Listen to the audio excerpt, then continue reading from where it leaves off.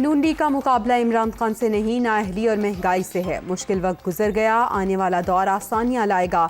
वजीर आजम आज बड़ा रिलीफ देने जा रहे हैं। अवाम महंगाई से निजात चाहते हैं तो 17 जुलाई को हमें वोट दें। मरियम नवाज का रैली से खिताब। ज़िमनी इलेक्शन का मार्का सर करने का मिशन, नून लीग का आज जंग में मोर्चा।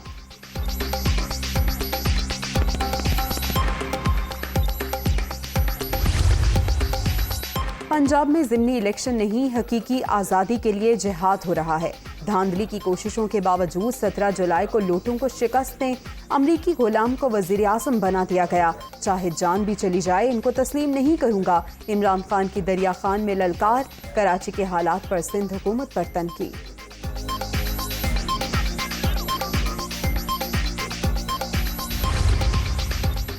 और सिंध के बासी होशियार, मॉनसून का नया ताकतवर सिस्टम आने ही वाला है। 14 से 18 जुलाई के दौरान मजीद बारिशों की पेशगोई। कराची, ठट्ठा, बदीन, थरपारकर, मीरपुर खास और उमरकोट में बादल जमकर बरसने का इम्कान।